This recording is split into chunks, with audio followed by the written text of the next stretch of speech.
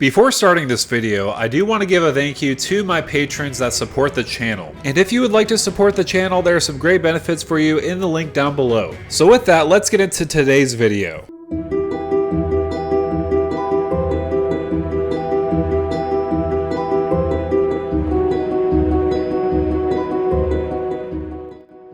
What's going on YouTube? This is Devin coming back at you with another video today on Pup Stomp MTG. So with this video, I did want to go over Talion the Kindly Lord. So let's first read what Talion does. So it does have flying, and as Talion Kindly Lord enters the battlefield, choose a number between 1 and 10. And whenever an opponent casts a spell with mana value, power, or toughness equal to the chosen number, that player loses 2 life and you draw a card. So I will say there's a lot of buzz around this commander talking about which number would be best to choose. Would it be 1? Would it be 10? Definitely not 10. By the way, it'd probably be 1 or 2, maybe even 3. However, in this video, I'm going to show you a way to kind of cheat around that and pick multiple numbers. So I will say something nice about Talion is the fact that it's a great engine for your deck. You're going to be drawing cards left and right depending on what number you choose. However, you might want a win condition in the deck. Since Talion is an even converted mana cost commander, we might as well use Gyruda Doom of Depts as a companion. So I will say something with Gyruda Doom of Depts, it has that companion restriction of your starting deck only contains cards with even mana values. So that does mean you can't have any Soul Rings in the deck, you can't have any odd mana value cards in the deck as well. However, Gyruda Doom of Depts has an incredible ETB. When it does enter the battlefield, each player mills 4 cards, put a creature card with an even mana value from among the milled cards onto the battlefield under your control. So the big reason why I chose Gyruda as a companion with Talion is the fact that you want a secondary option to win the game. Talion is going to get you there by drawing so much cards left and right. However, with Gyruda, you're really going to shine by putting creatures from the graveyard onto the battlefield by having that ability. So to give you a little summary of the video, I am going to talk about some flicker cards you want to add in the deck so that you could reset Talion by choosing a different number if you do need to, and you could also flicker Gyruda to get that ETB again.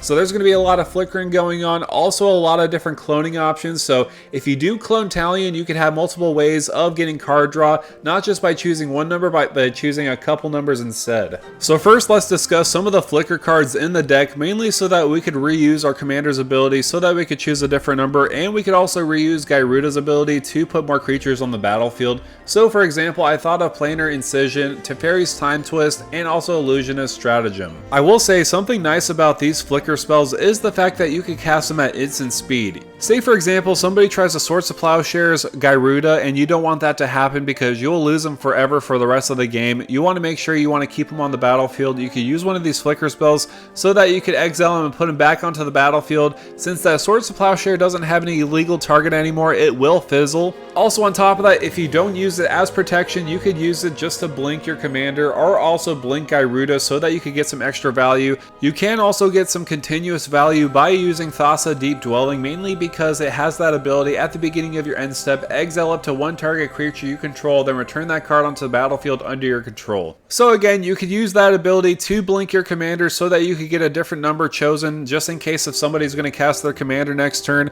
or you could use that on Gyruda to get another creature on the battlefield. I will say that ability of paying 3 mana and a blue mana to tap another creature is pretty critical in some situations. Say for example, somebody has a Blightsteel Colossus and you know they're coming towards you. You could easily tap that before combat so that Blightsteel Colossus can't attack you anymore. And if you do have a lot of mana lying around and you have a big army to swing into somebody, you could easily tap their creatures so that they're defenseless so that you could swing in and kill them maybe. So I will say there is definitely a lot of versatility Thassa Deep Dwelling can give you in the deck. Another great card to flicker some of your creatures is Deadeye Navigator. It does have that Soul Bond ability. You may pair this creature with another unpaired creature. When this creature enters the battlefield, they remain paired for as long as you control both of them. And as long as Deadeye Navigator is paired with another creature, each of those creatures you may pay 1 in a blue, exile this creature, then return it to the battlefield under your control. So there's some creatures you could pair this with. You could either pair this with some other creatures in the deck. You could also pair this with Gyruda. You could also pair this with your commander just in case if you know somebody's going to be playing a spell. So there are a bunch of different avenues you could use with Deadeye Navigator. However, the best flicker card you could add into a deck is Displacer Kitten. This is absolutely adorable. I mean, just look at it. It's biting its own tail after after all. But don't let that cuteness fool you, this is an absolute monster. When you cast a non-creature spell, exile up to one target non-land permanent you control, then return that card to the battlefield under its owner's control. So it doesn't seem like much when you consider thinking about, okay, it's just one ability, what's the whole point of it? But say for example, somebody targets your Displacerkin, you could just cast a non-creature spell from your hand to flicker Displacerkin on the battlefield. That removal spell will have no other options because the new Displacerkin's on the battlefield, the previous one that it did target is not on the battlefield anymore. The same does apply to your other creatures. Plus, if you do cast a non-creature spell, you could just keep flickering your commander, or you could keep flickering Gyruda. This is going to be an absolute win in any deck that you want to flicker with.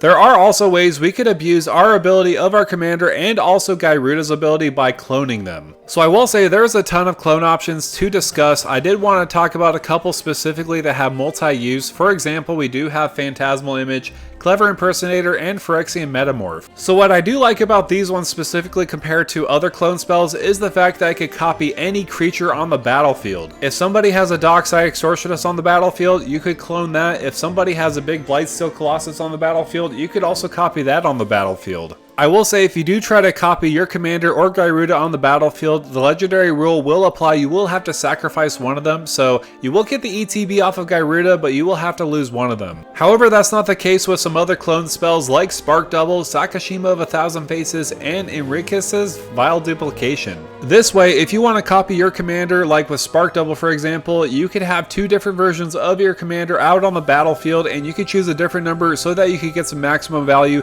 drawing some more cards, and making people lose life. So I will say I do like these personally a little bit more than the normal clone spell, mainly because you could keep your commander on the battlefield and you could also keep Gyruda on the battlefield, especially Sakashima of 1,000 Faces. The legend rule does not apply to permanents you control, so this is pretty nice, mainly so that your other clone effects won't be affected by the legendary rule when you copy your commander or Gyruda. With that said, if you're using Gyruda's ability left and right, you're going to be milling a lot of cards, so I added a little bit of a reanimation theme in the deck so that you could reanimate big monsters later on. So for example, Animate Dead and Dance of the Dead are great 2 CMC cards so that you could fill in that restriction for Gyruda having even converted mana cost in the deck. I did also want to bring your attention to Dread Return, mainly because that art looks absolutely wicked, and on top of that, it's a great reanimation target. Also on top of that, it does have flashback, sacrifice 3 creatures, so that way you have 2 uses out of this spell specifically. However, if you do have a lot of creatures in the graveyard because of Gyruda, we do have Cauldron of Eternity. This spell will be reduced by 2 mana for each creature in your graveyard, and whenever a creature you control dies, put it onto the bottom of its owner's library. So if you notice, it says dies. It doesn't say anything about being milled into your graveyard, so you can constantly use Gyruda's ability to mill more creatures into the graveyard. So this is where the money really is. You can pay 2 mana and a black mana to tap it to pay 2 life, return target creature card from your graveyard to the battlefield, activate this ability only at any time you could cast a sorcery. So let me get this straight, this is a constant reanimation effect for your creatures. Sign me up, this is an absolute slam dunk in the deck, no question about it. So you are probably thinking to yourself, what kind of creatures do you want to reanimate so that you can have a big presence on the board? So removal wise, I did think of Massacre Worm and Noxious Gearhulk. So Massacre Worm has that ETB of your creatures your opponents control get -2/-2 until end of turn, and whenever a creature an opponent controls dies, that player loses 2 life. With Noxious Gearhulk's ability, when it enters the battlefield, you can destroy a target creature and you'll gain life off of it. So again, because we are flickering a lot of cards and we're also cloning spells, think of it, if we have like 5 Massacre Worms on the battlefield and an opponent loses a creature, they're going to lose a lot of life off of that, and we could constantly use Noxious Gearhulk as a great removal spell and gaining some life. So I will say you do want to fill your deck with a lot of ETB creatures so that you could abuse them with clone spells and also flicker spells. There's also a great demon that does have a great ETB with Burning Rune Demon. So it does have a pretty good ETB. You may search your library for exactly 2 cards not named Burning Rune Demon that have different names. If you do reveal those cards, an opponent chooses one of them, put the chosen card into your hand and the other into your graveyard, then shuffle your library.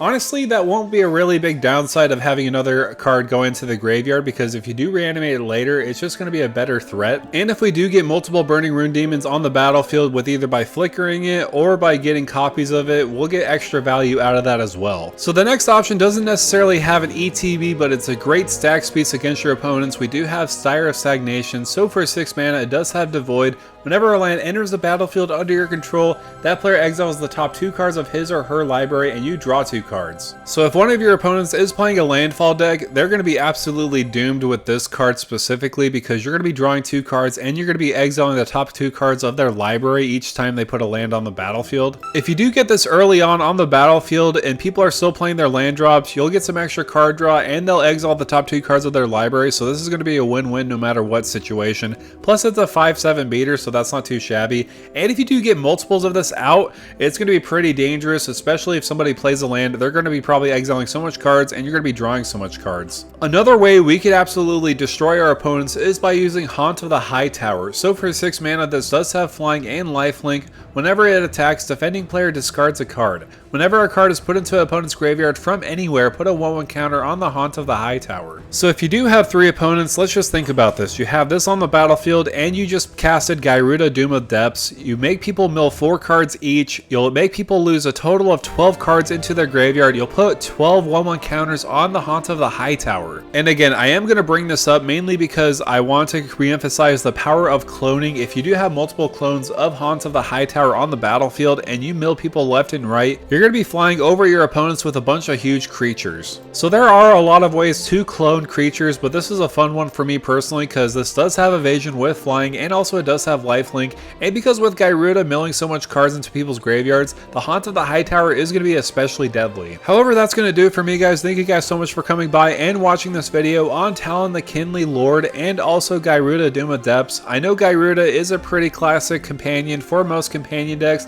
but I thought I would add it with Talion the Kindly Lord because we want to flicker Talion and also copy it so that we could get more effects off of it so that we could draw some more cards. I will say I do like Gyruda, Doom of Depths and many companions because it kind of restricts you a little bit and you have to be very selective on different cards you have to put into the deck because, for example, with Gyruda, Doom of Depths, you have to put even converted mana cost cards in the deck. Plus, it's a great alternative win condition because Talion is the engine. You're going to be drawing so much cards off of it. With Gyruda, you're going to be putting big creatures on the battlefield. So just like picking a number between 1 and 10 with Talion, how would you rate this video? Would it be a 1 or would it be a 10? Let me know down below in the comments. Also, make sure to like, share, and subscribe to the channel. And with that out of the way, thank you for stomping by.